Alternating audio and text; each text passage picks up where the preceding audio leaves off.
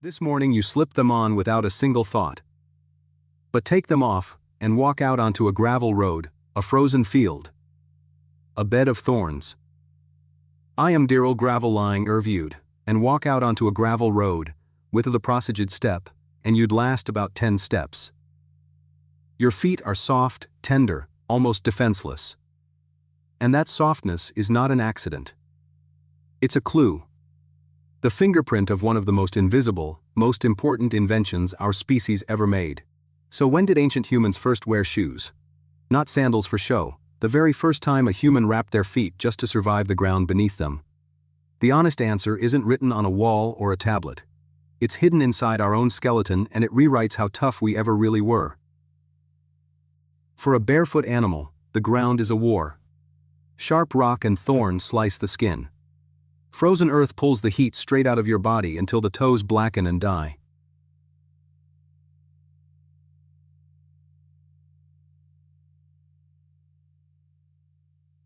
And a single deep cut on a filthy foot could turn to infection and kill you, days later, far from any help.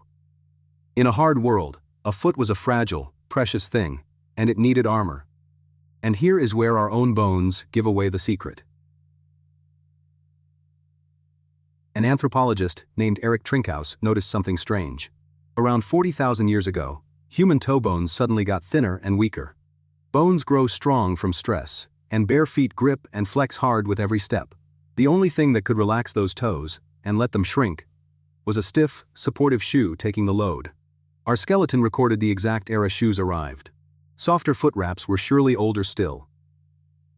A hide tied on against the snow leaves no trace in the bones, and rots away in the ground. But 40,000 years ago is when the sturdy, structured shoe became common enough to reshape us.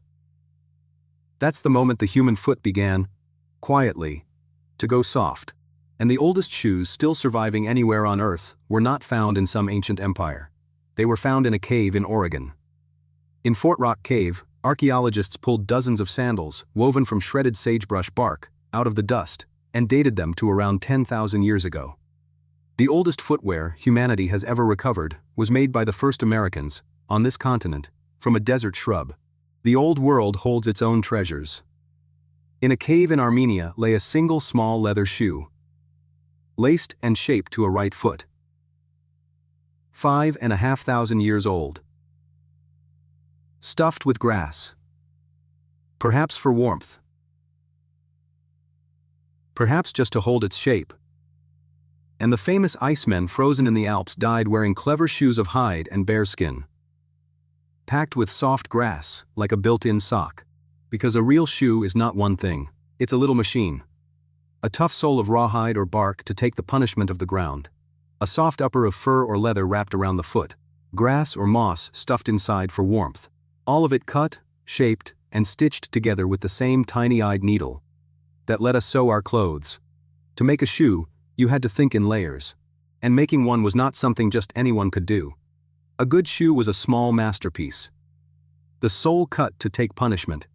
The hide softened for days. Every seam placed so it wouldn't rub a foot raw over 100 miles. This was skilled, patient work, passed from hand to hand.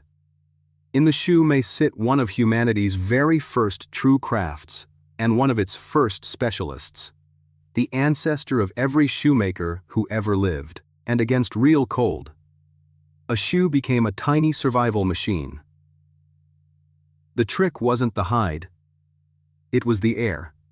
Stuff the boot with dry grass or moss, and you trap a layer of still air around the foot.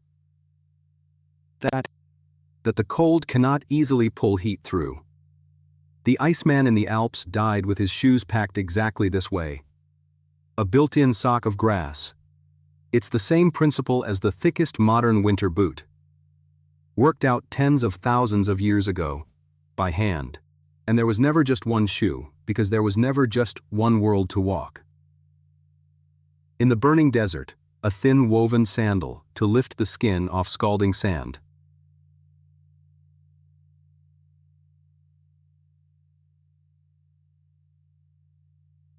In the frozen north, a tall, fur-lined boot, swallowing the whole lower leg.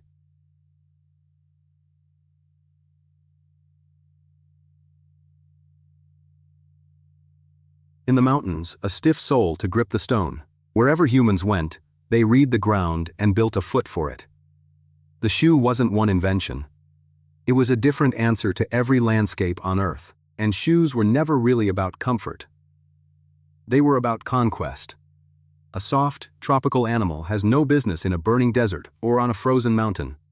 The ground alone should stop it dead. Shoes deleted that rule.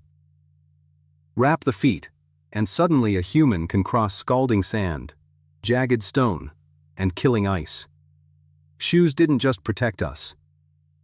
They unlocked the whole planet, and with feet that no longer bled, humans could suddenly go far. A hunt could turn into a 2-day march over sharp scree that would have crippled a bare foot. A whole family could cross a mountain pass to a new valley. Shoes didn't just protect the foot. They extended our range, turning a short, painful shuffle into a journey of 100 miles. And the sole did more than shield. It gripped. Bare skin slides on wet rock and packed snow. And a single slip on a mountainside could end you. Cut grooves into a rawhide sole. Lash on a strip of rough bark. And suddenly the foot bites into the ground. That's the ancient ancestor of every hiking boot and every winter tread. Traction, invented for a world with no roads. And nowhere did this matter more than at the roof of the world. The frozen land bridge into the Americas. To cross Beringia, a person had to walk for weeks across ground that was frozen iron underfoot. Do it barefoot and your feet die before you do. The insulated, layered shoe was survival gear. And it may be one of the quiet keys that let the first humans walk into an empty continent.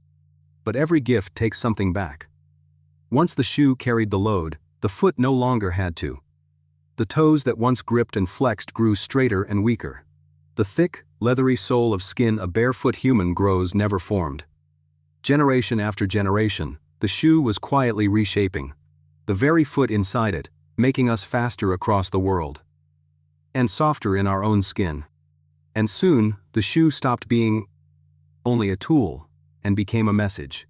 A fine pair, dyed and stitched with care, said this person, mattered. A chief's decorated boots, a burial where the dead were sent on with special footwear, the shoe became a mark of rank, wealth, even holiness. The same object that saved a foot from the frost also quietly told the world exactly who was standing in front of you. And some of the finest ancient shoes we've ever found were never meant to touch the ground again. They were made for the dead. Slipped onto the feet of the buried so they could walk on into whatever came next.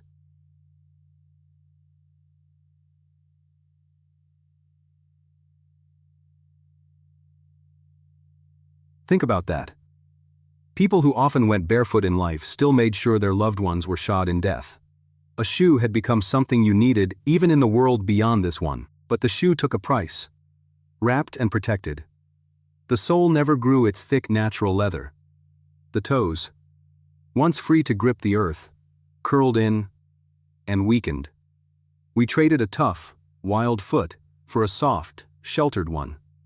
Every blister from a stiff new shoe is an echo of that ancient bargain. We armored the foot, and in return the foot forgot how to be strong on its own. And that's why shoes feel so invisible today. They seem like the most natural thing in the world. You were born into a life with shoes. You'll die in one. But there is nothing natural about them at all. Every shoe is a stack of ancient inventions. The sole, the stitch, the insulation, the grip that someone, long ago, had to imagine for the very first time. So when did ancient humans first wear shoes? The soft wraps came first, lost to the rot of time. But our own skeleton says that by around 40,000 years ago. The real shoe was on our feet and already remaking them. And the oldest pair, still on this earth, woven from sagebrush, 10,000 years ago, was left behind in an American cave by the first people to walk this land. The same feet that were once wrapped in hide against the Ice Age cold carried humans across a frozen bridge and down into two brand new continents. The shoe is a bridge in every sense, between our soft skin and a savage ground, between one landscape and the next, between a tropical animal and a species that conquered the whole planet. If your feet are warm and safe right now, thank an inventor whose name is dust. And if you want more secret firsts hiding inside the ancient human story, subscribe, because next we're asking a question you've never once thought about, and the answer will change how you see something you do every single day.